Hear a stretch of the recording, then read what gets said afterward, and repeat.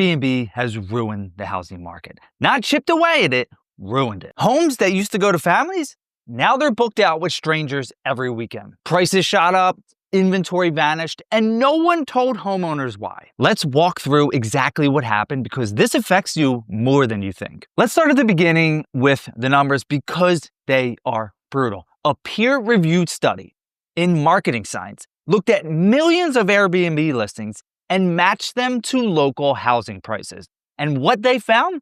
When short-term rentals go up, so does price and rent. On average, every 1% increase in Airbnb listings meant a 0.026% increase in home prices. Sounds small, right? Except in Airbnb hotspots, listings were exploding 20%, 30%, even more per year, and that adds up.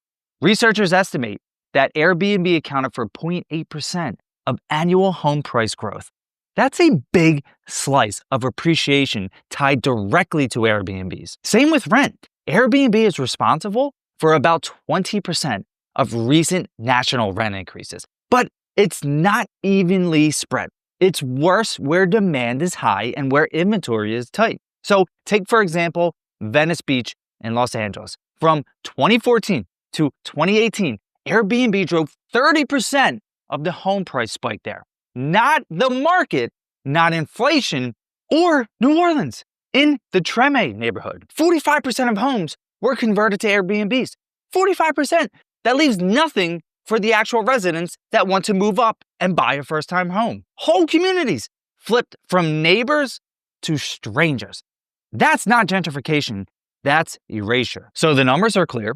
Short-term rentals are driving prices up and renters out. But here's what I really want you to know. Why does a platform built to help homeowners earn extra cash end up pricing out their own neighbors? Let's talk about the mechanics. Here's the deal.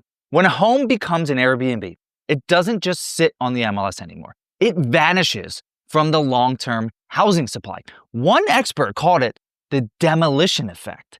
The same house, same roof, but it might as well not exist to people trying to live there. And in a tight market, that is literally devastating. We're already not building fast enough. Now we're letting investor-owned listings cannibalize what is available. What happens next? More competition, right? You know that. More bidding wars, right? And you might think for a homeowner, that's great. And the people who win those wars aren't local families. They're investors with cash offers. They don't care about your schools. They don't care about the community or the noise ordinances. They care about return on investment per night. That's it. Now, to be crystal clear, I'm not talking about the retired couple renting out their spare room to cover their mortgage. That's not what's pushing families out. I'm talking about the second homes, the out-of-state buyers with their LLCs buying 5 properties at a time. And that shift, it's not just pushing prices up, it's changing who owns the neighborhood. If this all sounds familiar, it should, because it's not just something happening in big cities, it's happening where you live. So let's talk about what it looks like on the ground when Airbnbs reshape entire cities. Let's start with the biggest and best example, New York City. By 2022, there were more Airbnb listings than long-term rentals. Think about that. A city with a housing shortage renting more to tourists than to their actual residents. So New York City dropped the hammer. They passed Local Law 18 in 2023, banning short-term rentals under 30 days unless the host lives on site. You know what the result was? 15,000 listings disappeared. That's a 70% drop. In some neighborhoods, 90% of Airbnbs vanished. But here's the twist. Rents didn't crash. They dipped a little, like maybe $100, but average rent stayed near record highs. Why? Because the long-term supply was already gutted. This proves something very critical. Removing Airbnbs won't fix the crisis overnight, but it shows how deep the damage actually runs. Same story in LA. In 2018, they passed a rule. Only primary residences can be rented out. But by 2022, half the listings were still illegal, right? They're stupid fake permits, lookalike profiles, no enforcement meant the rules didn't matter, and the homes never came back to residents. Now ask yourself this. If cities like New York and LA can't fully control this, what do you think is happening in towns with zero enforcement?